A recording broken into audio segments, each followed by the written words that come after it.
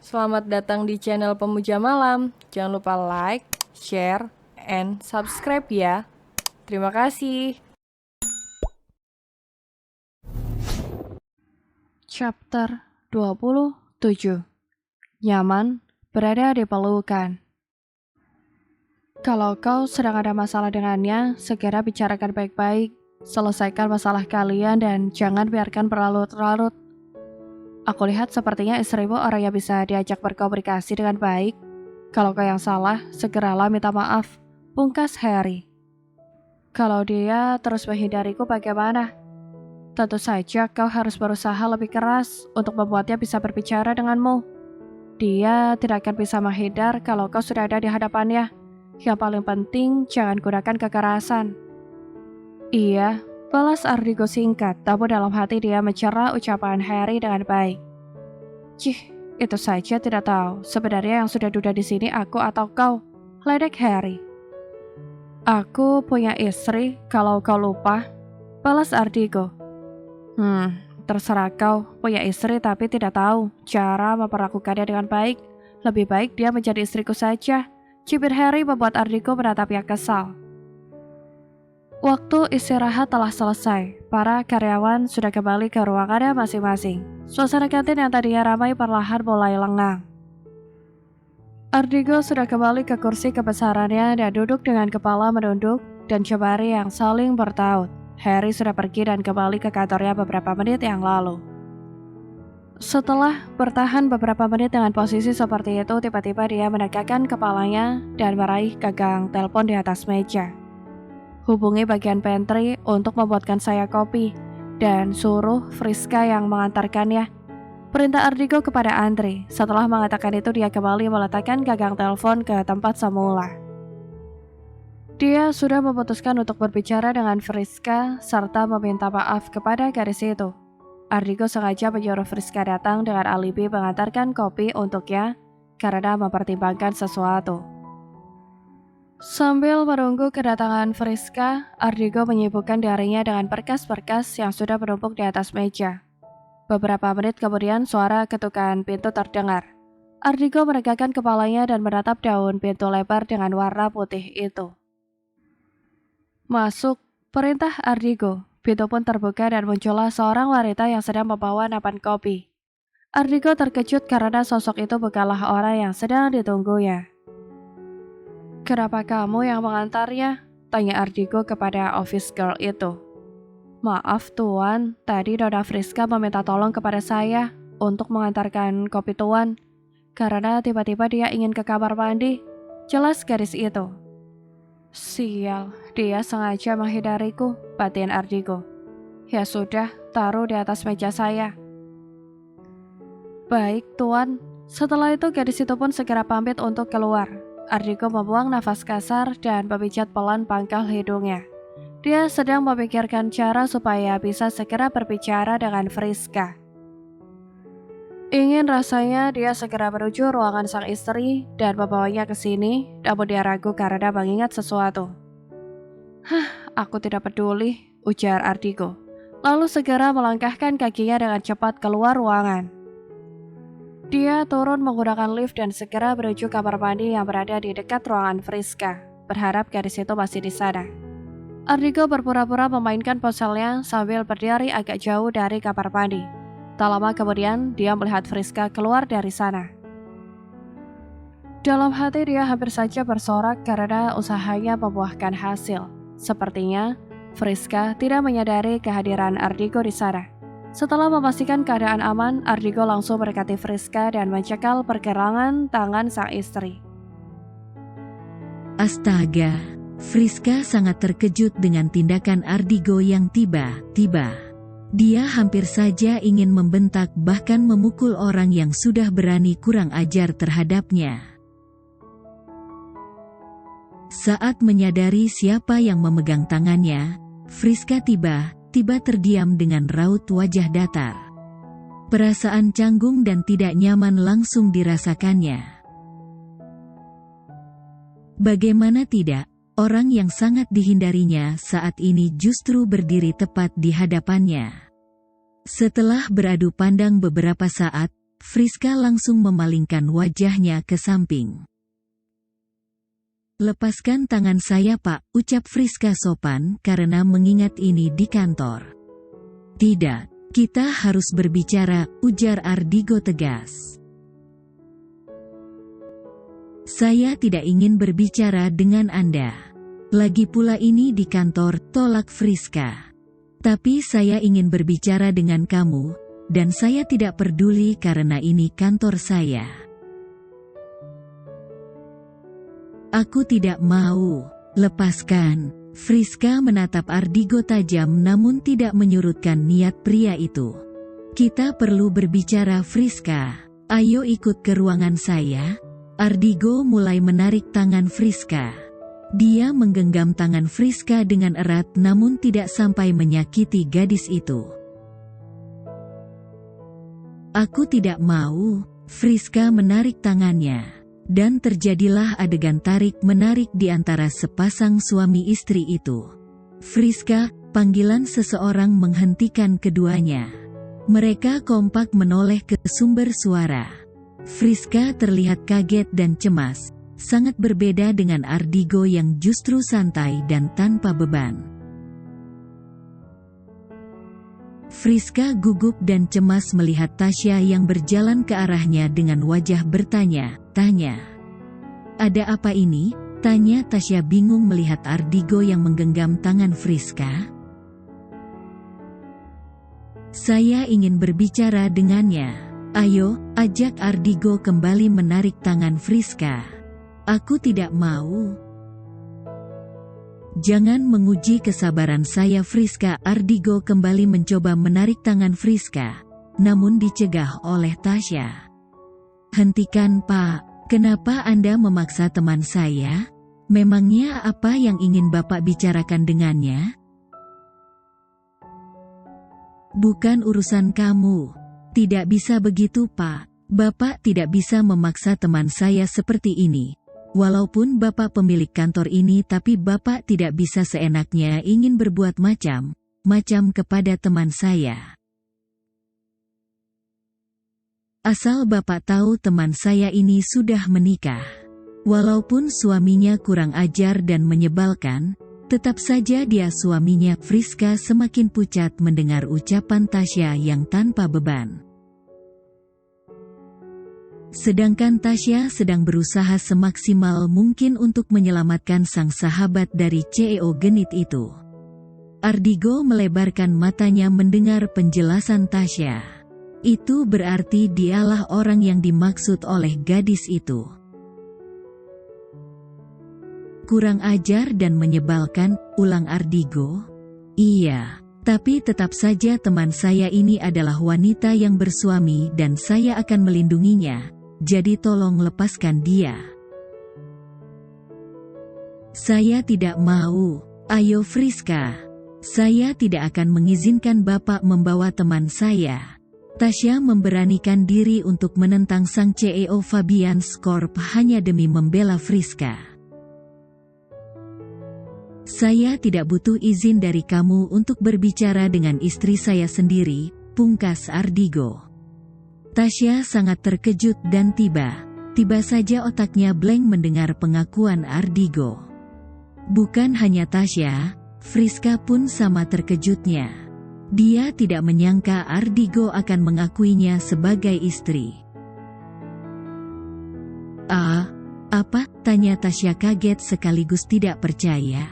"Ayo," Ardigo kembali menarik tangan Friska dengan lembut dan membawanya menuju lift khusus CEO. Friska kembali mencoba menarik tangannya dan menoleh ke belakang seakan meminta pertolongan dari Tasya. Namun gadis itu hanya mematung dengan pikiran yang sangat syok. Jika yang dikatakan Ardigo itu benar, maka dia tidak punya hak untuk menahan sang sahabat. Beruntung tidak ada karyawan yang melihat mereka. Di dalam lift, Ardigo masih betah menggenggam tangan Friska dengan erat seolah tidak ingin melepaskan. Sedari tadi gadis itu sudah berusaha untuk menarik tangannya, namun genggaman Ardigo tidak mudah untuk dilepaskan. "Lepaskan tanganku, kamu tidak jijik menggenggam tangan wanita yang rela melakukan apapun demi uang," sindir Friska. Ardigo hanya bergeming. Namun sejujurnya di dalam hati dia merasa sedikit tertampar dengan ucapan Friska. Perasaan bersalah itu semakin kentara. "Saya akan melepaskan kamu setelah kita selesai berbicara." Ardigo membawa Friska ke ruangannya. Dia duduk di salah satu sofa, sedangkan Friska enggan untuk duduk dan memilih berdiri sambil memandang ke arah lain. Ardigo mencoba memaklumi sikap Friska, karena memang di usianya sekarang masih ada sifat kekanakan yang kadang muncul. Meskipun Friska termasuk gadis yang berpola pikir dewasa, namun tetap saja sifat itu masih ada pada dirinya. "Ingin berbicara apa? Cepatlah," tanya Friska tanpa memandang Ardigo. "Apakah begitu cara berbicara yang benar kepada suamimu?" Friska sedikit tersentak mendengar ucapan Ardigo. Sejak kapan dia membawa status suami istri? Batin Friska heran. Friska hanya diam tanpa membalas teguran Ardigo. Tiba-tiba dia merasa tubuhnya tertarik dan jatuh tepat di pangkuan Ardigo. Friska sangat terkejut karena dia tidak pernah berada di posisi seintim ini dengan Ardigo, bahkan pria manapun. Dengan cepat dia berusaha bangkit, namun tetap saja tidak berhasil karena pria itu sudah mengunci tubuhnya dengan melingkarkan kedua lengan kekarnya di pinggang ramping Friska. Gadis itu mulai kalang kabut karena wajah Ardigo sangat dekat dengan wajahnya dan tubuh mereka saling menempel karena Ardigo memeluknya dengan erat. Pelukan pertama di antara mereka, dan kesan pertama yang dirasakan Ardigo adalah hangat dan nyaman. "Lepaskan aku, Mas. Tadi katanya kamu mau bicara?" "Iya, ini saya mau berbicara." "Ya sudah, lepaskan aku dulu." "Tidak. Kita akan berbicara tapi tidak dengan posisi seperti ini. Saya beritahu pada kamu kalau pasangan suami istri ingin berbicara serius posisinya memang seperti ini," ujar Ardigo. "Aku tidak pernah mendengar itu sebelumnya.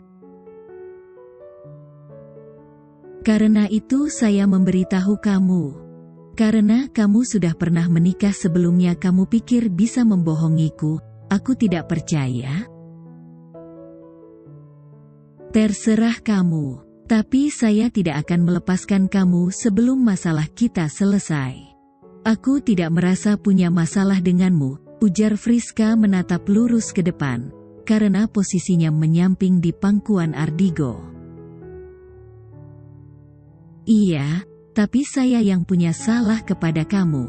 Friska, saya minta maaf untuk kejadian semalam. Saya minta maaf untuk semua perkataan saya yang menyakiti hati kamu." Friska terkejut mendengar ucapan Ardigo. Dia sontak menatap wajah Ardigo yang hanya berjarak beberapa senti dari wajahnya. Dia menatap lamat ke dalam mata Ardigo, dan memang mata itu memancarkan ketulusan sesuai dengan yang terucap dari bibir pria itu. "Saya minta maaf sudah salah paham dan sudah membentak kamu. Saya hanya khawatir dengan kamu, saya khawatir kalau sampai terjadi sesuatu kepada kamu. Pikiran saya terlalu kalut dan saat melihat kamu diantar pulang oleh laki lain, saya tidak bisa mengontrol emosi saya. Saya marah karena kamu tidak mengabari saya dan justru pulang bersama pria lain. Kamu itu istri saya dan sudah seharusnya saya tahu kemanapun kamu pergi. Saya minta maaf untuk semua perkataan saya dan tuduhan. Tuduhan saya tadi malam, Ardigo menatap dalam mata Friska.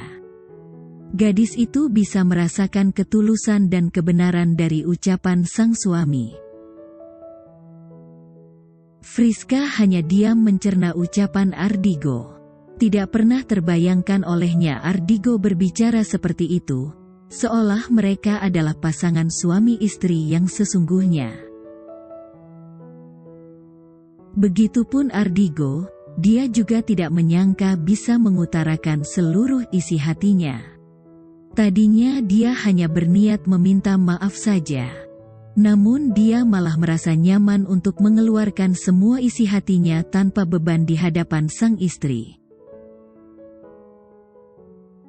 Pelukannya di pinggang Friska pun belum mengendur sedikit pun. "Maafkan saya ya." Friska merasakan perasaan hangat mengalir ke hatinya. Pengakuan Ardigo mampu mengetuk pintu hatinya dan robohlah sudah pertahanan Friska. Ketulusan Ardigo membuatnya tidak bisa mengacuhkan pria itu. "Harusnya tadi malam kamu mau mendengarkan penjelasanku dulu, Mas. Tapi kamu malah langsung menuduhku yang tidak. Kalau orang lain yang mengataiku begitu mungkin aku tidak semarah dan sesedih itu, tapi kamu suamiku sendiri. Aku sangat marah kepada kamu." Air mata Friska jatuh begitu saja mengaliri pipi mulusnya. "Tolong maafkan saya ya," ujar Ardigo lembut lalu menyeka air mata sang istri. Friska hanya menganggukkan kepalanya. Ardigo langsung menarik tubuh Friska ke dalam dekapannya dan mengelus pelan punggungnya. Tanpa sadar Friska juga mengalungkan tangannya di leher Ardigo. Sudah sangat lama dia tidak lagi merasakan pelukan hangat seperti ini. Bolehkan Friska mengakui kalau dia nyaman berada di pelukan Ardigo? "Terima kasih," ucap Ardigo pelan. Setelah berpelukan beberapa saat, Friska akhirnya menarik tubuhnya karena sepertinya kesadarannya sudah kembali. "Aku juga minta maaf, Mas. Harusnya kemarin aku menghubungi kamu, tapi aku pikir kamu tidak akan marah dan tidak akan khawatir karena aku tidak membawa Vano.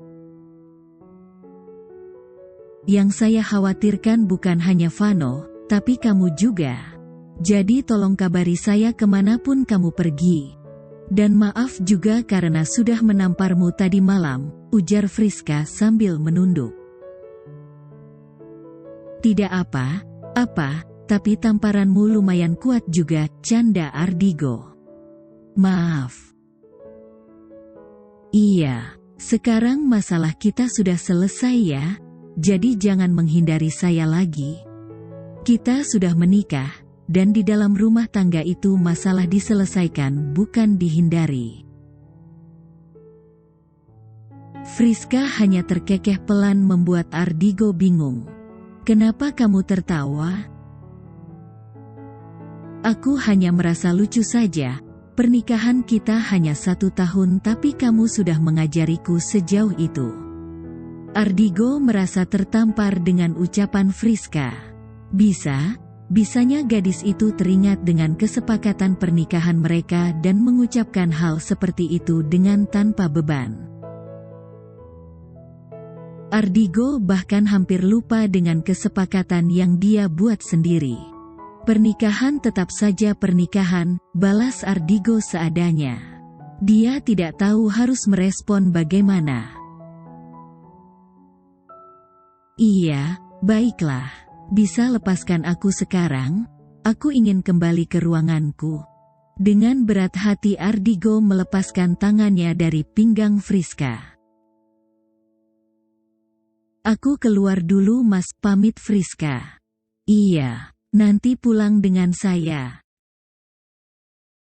"Baiklah." Setelah itu Friska keluar dari sana dan pintu pun kembali tertutup. Ardigo merasa lega yang teramat sangat. Selain karena masalahnya yang sudah selesai, dia juga merasa lega karena jiwa lelakinya yang sempat berontak dari tadi. bersambung.